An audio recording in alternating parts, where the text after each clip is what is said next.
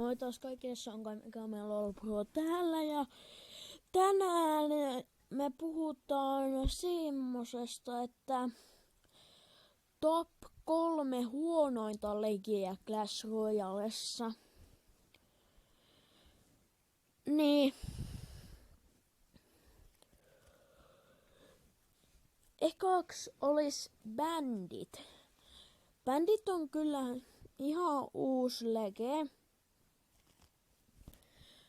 Mutta se tekee niin vähän damagea. Joo, se maksaa aika vähän eliksiiri, mutta se kuolee heti. Ja se tekee niin vähän damagea. Niin ei sitä kyllä hyväksi voi kutsua. Ja seuraavana meillä olisi tuo Sparky. Se tekee aika paljon damagea, mutta sillä on huonot HP:t. Ja lisäksi se maksaa 6 eliksiiriä. Ja varsinkin kun mirhoi sen, niin sit se maksaa 7 eliksiiriä. Ja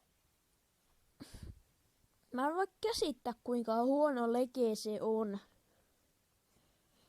Niin, vaikka se olisi ainoa lege, niin melkein kukaan ei käytä sitä. Ja sitten viimeisenä meillä on Lava Hound. Lava Hound, se maksaa 7 eliksiiriä, se on kallis. Se tekee niin vähän damaa ja sillä on kyllä isot HP:t, mutta se tekee niin vähän damaa. No, mun mielestä ainakin. Mulla ei ole Lava Houndia oikeastaan mitään legeä. Niin, Lava Hound maksaa niin paljon. Ja ne papsit kuolee heti. Niin ei se kyllä nyt ihan paraskaan lege ole. Ja plus 1 lege olisi vielä. Ja se olisi se Telok mun mielestä. Monet väittää, että se on mukaan hyvä lege.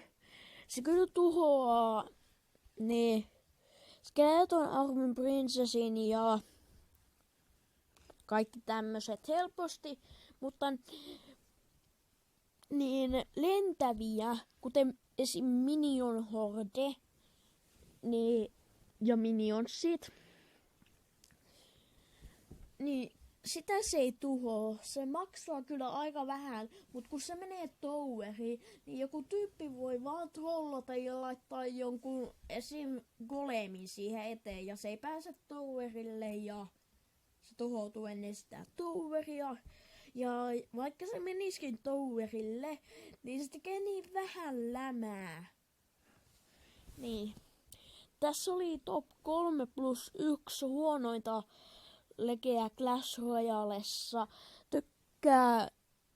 Niin jos tykkäsit, kommentoi alas ja tilaa. Ja se olisi ensi video asti. Moro.